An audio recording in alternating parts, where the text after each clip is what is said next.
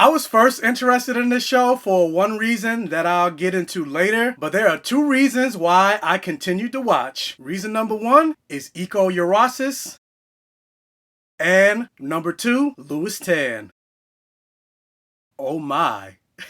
Wu Assassins is a brand new Netflix original, and it stars eco-neurosis, who most people know from The Raid, which I definitely need to get a chance to watch that movie. It's been on my radar for a while, and I keep hearing people talk about it. I just haven't had a chance to watch it. He plays the title character of Kai Jin, who is a chef in San Francisco's Chinatown, and he eventually discovers that he is the latest and last in a long line of mystical warriors known as the Wu Assassin. And just like the Avatar, it's up to him to bring balance to the world by taking out the Wu warlords that control fire, earth, wood, metal, and water. Because there are so many people that are big fans of The Raid and therefore big fans of eco, they're really excited about this show, but it wasn't on my radar at first because, again, I never seen The Raid. And the way I found out about this show and what got me interested at first is I came across this article, and I basically just looked at the headline and I was like, wait, what? An Asian martial arts fantasy with a queer romance at the center? Hell yeah, sign me up. And then I did a little bit more research and I found out Louis Tan was part of the cast, and I'm like, oh yeah, that's a twofer. I'm in. Like, I've been a fan of Louis Tan, rhymed, ever since I first saw him in season 1 of Iron Fist. Like, honestly, he was the best thing about that dreadful season. And I was honestly hoping, because they were originally looking to cast him as Iron Fist, which was a big mistake that they didn't, I was hoping that Marvel would end up casting him as Shang-Chi. No disrespect to the current actor, Simu Liu. But anyway, it turns out I was completely misled by that article because there was no same-sex romance at the focus of the story. Yeah, there was one same-sex lesbian kiss, but that was it, and it was really an afterthought to the story. Like, it didn't really matter one way or another. So I was a little disappointed in that, especially because I came into this thing thirsty as hell thinking,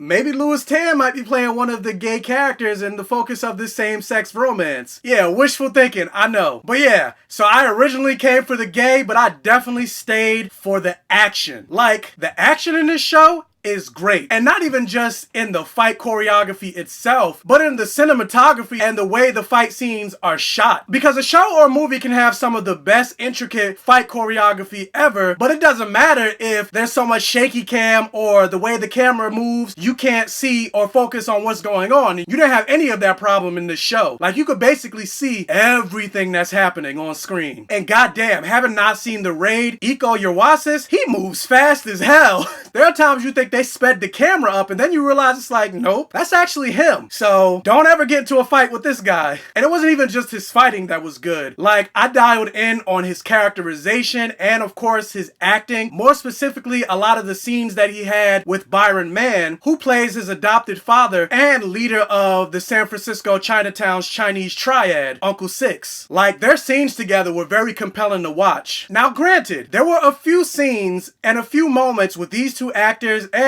some of the actors overall that felt kind of flat, and some of the scenes didn't have a lot of energy to carry them through, and it almost felt like they were just saying the lines of dialogue just because they were written on the script. But those moments were few and far between. But of course, no show or movie is perfect, and some of the things that I really had problems with in this show is pretty much most of the side characters felt very flat. And I don't necessarily mean that in terms of acting, I mean just in terms of the characterization of these characters. Like, the way they interacted with each other and the dialogue between the characters. Like, the core group of characters are supposed to be friends that have grown up together and they basically have become family. And I didn't really feel that at all. Like, it felt like the show was telling you they were best friends, but I didn't really feel that they were best friends. And part of me also feels like, take these side characters out or give them a much lesser role and you don't really lose anything from the story. Also, a lot of the writing and dialogue and specifically some of the directing choices with like the transitions between scenes, they felt very clunky. There were moments where there's one scene where the characters are talking and then apropos of nothing, the exact same exposition that they told you with the character dialogue, they then jump to a flashback and show you the exact same thing that they just told you in the other scene. And I'm kind of like, yeah, I didn't really need that because you just told me what I needed to know. And there are a bunch of other weird transitions that leave you scratching your head like, what just happened? And then, of course, there's my biggest complaint. Being that this is a fantasy martial arts show, and with fantasy elements more times than not requires some CGI. And being that this was the focus of the story, the CGI was bad. And I don't mean bad, I mean for the most part it was downright terrible. Like, imagine seeing the PlayStation 1 version of Lara Croft with the cone boobs and the mouth that doesn't move even though the character is talking, and she's standing next to the current gen's PS4 version of Lara Croft, and then the distinction between the two, like where you have these epic fight scenes and then also, you know, the HD camera, and then you have this terrible looking CGI. It's very distracting. And it wasn't like it was, oh, there are some moments where the CGI looks bad, but then overall the CGI looks good or whatever. No, the CGI in every scene, garbage.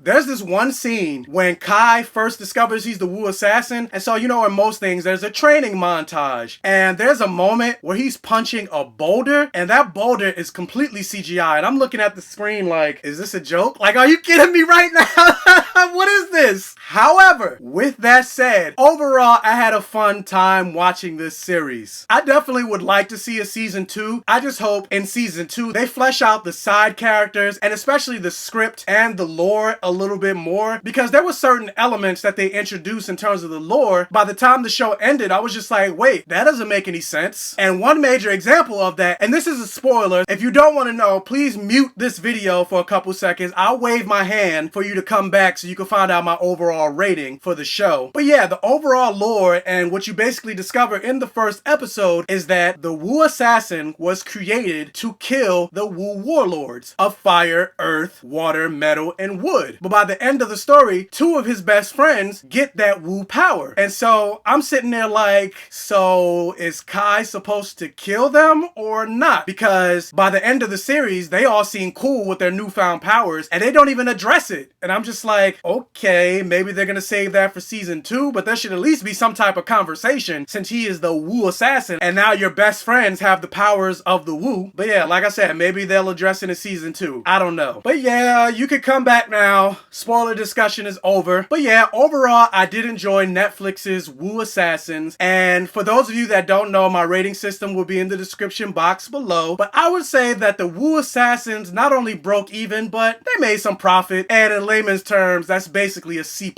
So have you seen the Wu Assassins? What did you think about it? Let me know down in the comment section below. Also, if you can, please hit that thumbs up button and like this video. It'll really help out the channel. And if this is your first time watching one of my videos, please check out the other videos on my channel. And if you like what you see, please subscribe for more and tell your friends, families, and neighbors about my channel to help me continue to grow. And as always, I will catch you guys next time.